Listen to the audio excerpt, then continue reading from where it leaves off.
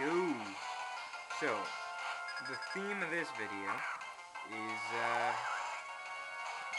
to be able to work on the fly, I guess. Um, this is a battle I had against a guy who was using a team I wasn't really sure what it was going to do. I saw that everyone was slow. I kind of expected a trick room, but I wasn't sure. So I didn't go for my normal tailwind. But one of the things about my team is that I'm usually over-prepared for things, especially rain teams. Like, all my guys are built to take on rain teams. And this is kind of an example where my guys are not built to defeat this team, but if you make smart choices, you can kind of work your way around it. So, I didn't try to speed up or do anything fancy. I just killed Lapras because I knew it would be easy. I didn't even go for Porygon because I figure it's going to be able to survive whatever I can dish out. And the thing is, I don't really care about trick rooms. I'm just going to wait it out. So here comes a Rhyperior. I'm just going to waste his time. Block. Block. I'm going to let him hit Beedrill and probably Endeavor right away or something.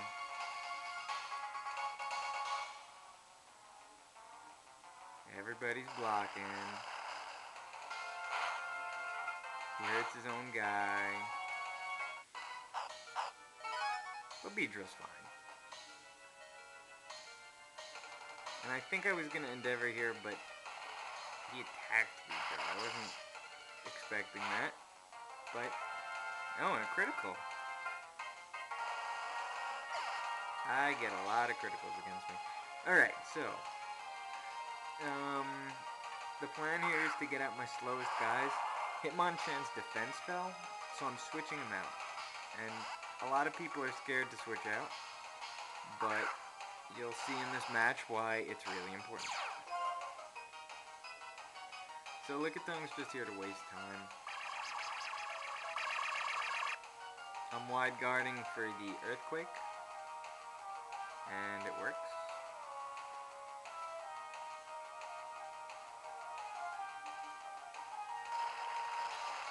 And he hurts his Porygon, but it's not important.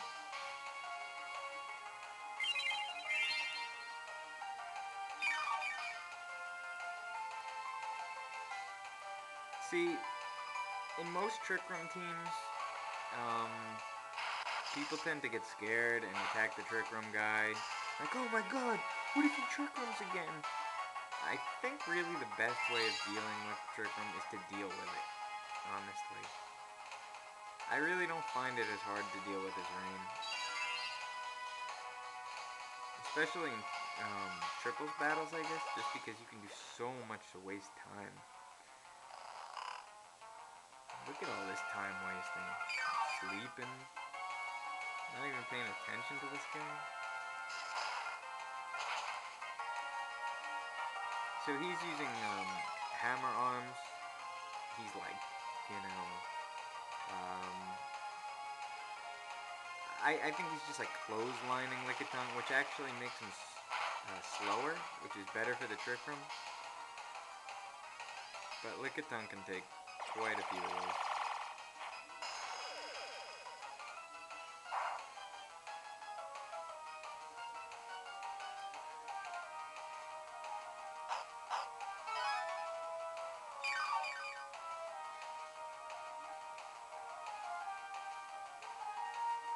So yeah, now I'm going to get out Lickitung and get back in Hitmonchan again. Hitmonchan's defense didn't keep the drop from the last close combat. I'm probably going to go for another one. He hammer arms Hitmonchan. I'm fine. He keeps hurting himself. He's got a life orb on him. Swampert's just going to finish him off here.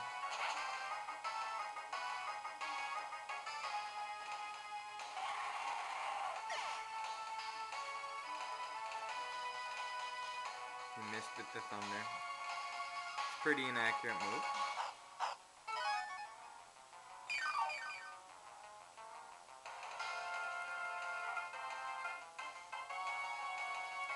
So now the trick room's over, which means I'm still not gonna try to kill Porygon. Maybe I could, but I would rather get rid of the Magnezone right away. So I go straight for him. Take him all the way down. He always survives. Magnezone's always used sturdy. But I don't really care. Swampert's gonna use some kind of spread attack. Ooh, wow, flying. I kind of expected that, so I think I used Rock Slide. He's using Dynamic Punch, which is really dynamic, and he got another critical hit. Because I always get critical hit.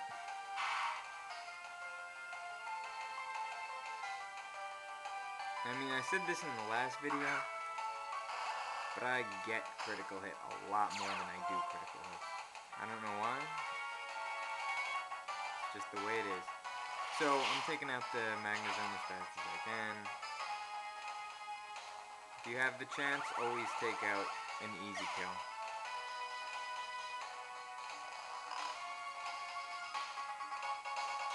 Lickitung, wasting time.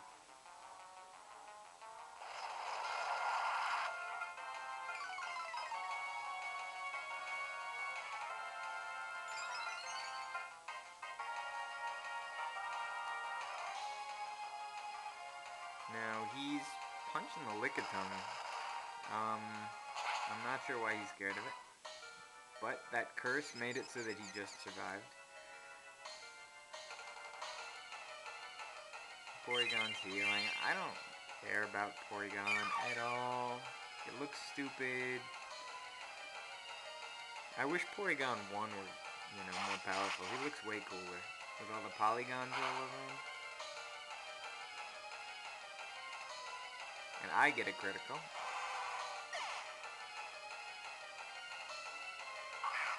One of my rare criticals.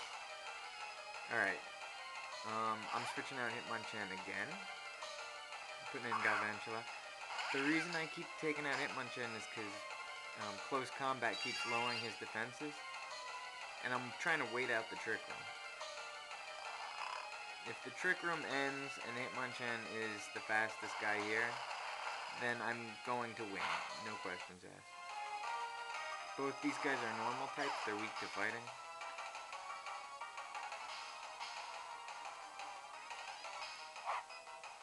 And he burns himself. And I didn't know why at the time. I assumed it just made him stronger. I looked it up. If you see an Ursaring burn himself, he's using Guts, which makes his attack higher. And if you see him poison himself, he's using a power that makes him quicker. I think it's called Quick Feet.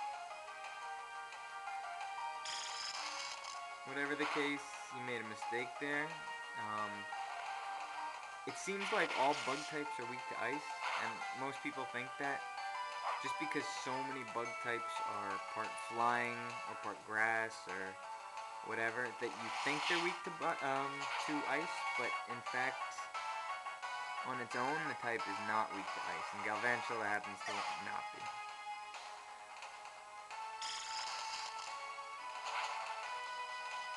And he's attacking, leaving me, but I have a light screen up. It's too late for him. So yeah, I mean, this is a match where I would have lost if I didn't switch out Hitmonchan 3 times. I kept him alive the whole match. Because he was pretty much key to doing this. And it's kind of an example of just how to play smart instead of just relying on having checks and counters to everything. So there you go. I got nothing witty to say. I'm not commentating that well. I'm kind of watching TV.